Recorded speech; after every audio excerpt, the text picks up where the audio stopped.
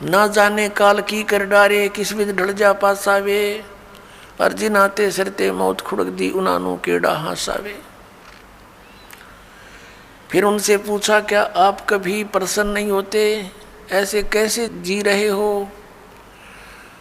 तब उन्होंने बताया कि मैं प्रसन्न होता हूँ, साध मिले साढ़े शादी होंदी, विछड़ द्या दिलगिरी वे, अख दे नानक सुनो जिहाना, ये मुश्किल हाल फकीरी वे।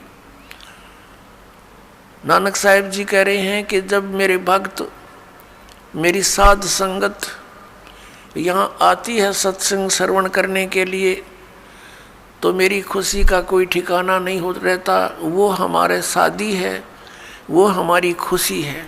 और जब ये वापस जाते हैं संसार में यहाँ से, तो फिर मुझे दिलगिरी होती है, बहुत परेशानी, दुख हो जाता है, चिंता लग जाती है कि कहीं ऐसा ना हो ये मेरे बच्चों को, जिनको मैंने मुश्किल से मार्ग पर लाया है, सत्य बताया है, परमात्मा का सच्चा ज्ञान समझाया है, कहीं कोई काल, क्योंकि संसार में इस ज्ञान के जानने वाले व्यक्ति नहीं हैं।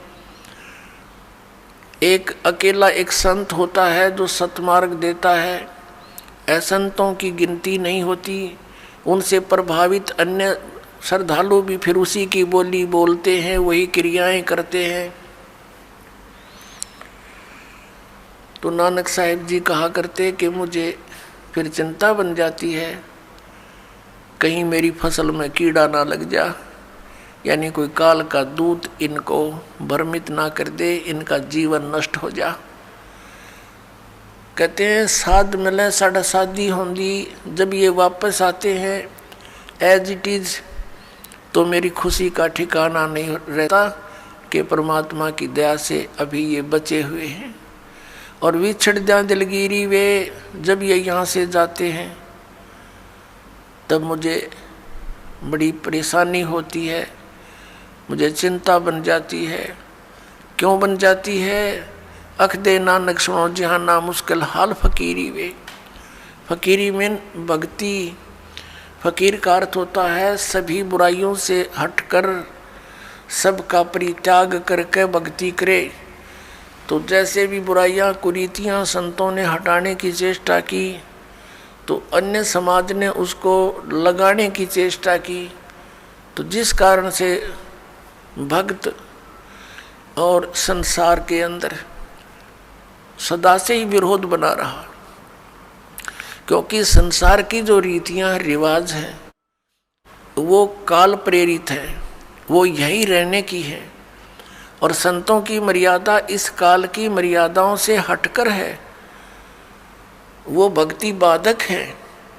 इसलिए अन्य समाज के लोग कहते हैं देखो इन्होंने तो माता धोकनी भी छोड़ दी, इन्होंने तो बाबा श्याम जी भी नहीं पूज रहे हैं, ये तो ऐसे भी नहीं कर रहे हैं, ये तो दिवाली भी नहीं मना रहे हैं, ये कैसे हो गए हैं, इन तो बट्ठा बैठा दिया। एक भक्त बतावा था, कहने लगा जी आज 10 वर्ष हो गए हमने कोई त्यौहार नहीं मना लिया। नाम लिया था उसने उस दिन, फिर वो अपने दुख गिनावा था, कह रहा था जी हमने 10 वर्ष हो गए हमारा त्यौहार नहीं मन लिया, ना होली ना दिवाली ना तीज ना कोई अन्य। क्या कारण?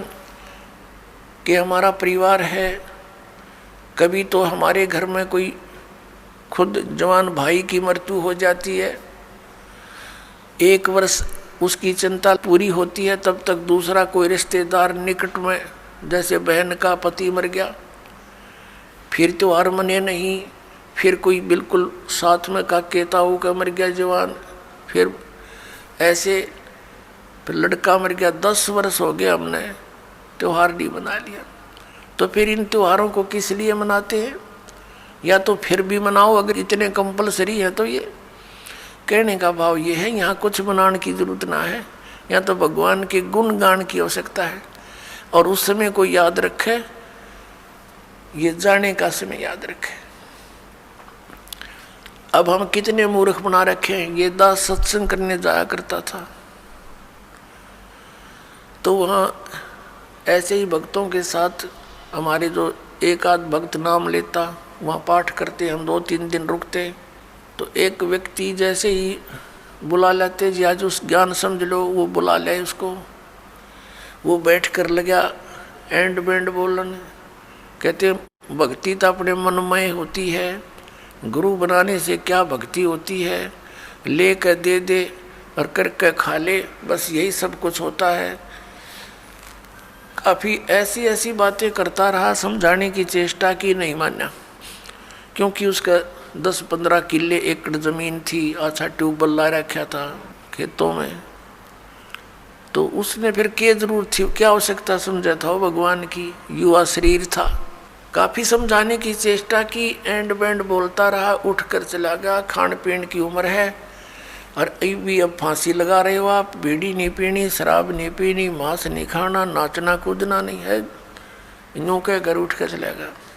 और कहता है कि भक्ति तो बुढ़ापे में करया करें, वृद्ध अवस्था हो जा।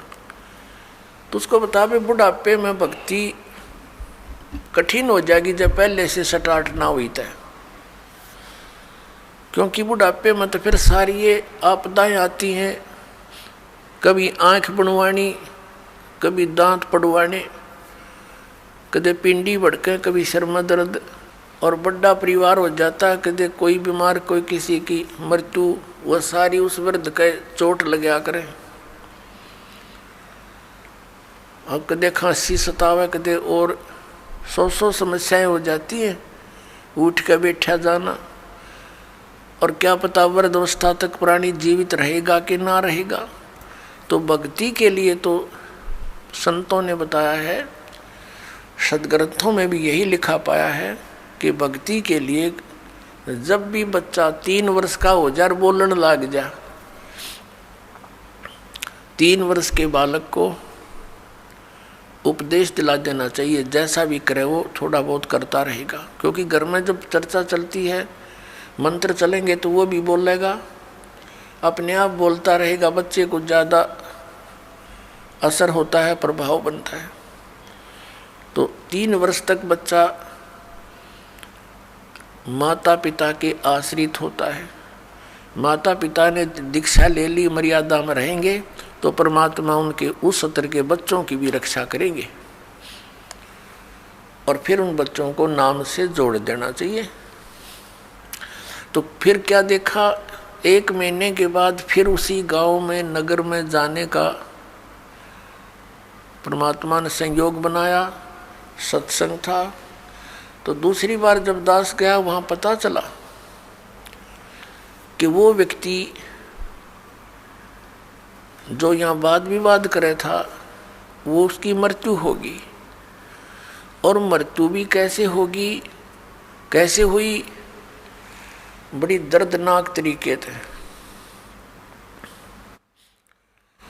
उसका अपना एक कुआं था, इस साइड की बात है, बाडड़ा साइड की, हरियाणा की। उसका अपना एक कुआं था, उस कुएं में नीचे जल था, कुएं में से वो ट्यूबवेल चलाते हैं, तो सारा दिन ट्यूबवेल चलाया, पानी कुछ नीचे चला जाता है, वो पानी नीचे चला गया कुएं का। और वो स्नान करने के लिए वो क्या करता था, उस कुएं में ही उसने नीचे पत्थर की पैड़ी सी लगा रखी थी, उन पर बैठकर स्नान करता था। जब कुएं का पानी भरा होता था तो वो ऊपर की पैड़ियों पर बैठकर वहीं नहा लेता था। और फिर क्या, उस दिन पानी गया, नीचे उतर, और उसने सोचा इस नीचे वाली पैड़ी पर बैठकर नहा लूँ, और जा रहा कम से कम 5 फुट नीचे। उसने ध्यान किया नहीं, वो नीचे जाया तो उस पैड़ी पर काई लगी हुई थी, पैर फिसल गया और कुएं में गिर गया। उसने चेष्टा की पैड़ी को पकड़ने की, वो उसके हाथ की रेंज से बाहर हो गई और उसके अंदर वो डूब कर मर गया। सारी रात ढूंढते रहे उनके घर वाले, बच्चा आया नहीं, कहाँ गया, कैसे है। खोजते खोजते सुबह देखा तो कपड़े और जूते बाहर रखे हैं, अंदर कुएं में मर कर ऊपर तैर रहा है। जब उसको देखा कि उसके हाथों की ने जो कोशिश की उसने पकड़ने की, किसी वस्तु को कुएं की अंदर की साइड पर पक्की थी, वो उस पर काई लगी हुई थी, उसके अंदर से उसी उंगलियों के निशान गड्ढे हुए थे कि किसी प्रकार पकड़ दो, निशान थे, और वो मृत्यु को प्राप्त हुआ। इससे ये ज्ञान समझ में आना चाहिए कि किस आधार से हम इतने फूले फिरे हैं और क्या बकवाद गढ़ते हैं। अब वो वृद्ध होया ना, भक्ति उसने करी नहीं, अब पता नहीं कहाँ धक्के खाता फिरेगा, कोई गधा बनेगा, कुत्ता बनेगा। तो पुण्यात्मा इन बातों को याद रखे। अब उसकी मौत क्यों कर हुई होगी, आसानी से नहीं हुई होगी। रोया होगा, चिंगाड़ा होगा, नो चिल्लाया होगा, बचा लो बचा लो। बचानी है कोई याद भी ना करे, वहाँ कौन बचावे, वहाँ भगवान बचावे, अठा के बाहर ले आवे। उस समर्थ शक्ति की ओट होता है, उसका सहारा मिले। प्रहलाद बचाया, ध्रुव बचाया, मीराबाई बचाई, कितने प्रमाण देख लो जो अब लाखों की संख्या में यहाँ बचा रहे हैं भगवान। तो हमने परमात्मा की शरण अति शीघ्र ग्रहण करनी चाहिए। तो यहाँ भगवान ने हमें बताया है, परमेश्वर ने हमें याद दिलाया है कि झूठे सुख को सुख कहे ये मान रहा मनमोद, ये सकल चबीना काल का, और कुछ मुख में कुछ गोद है।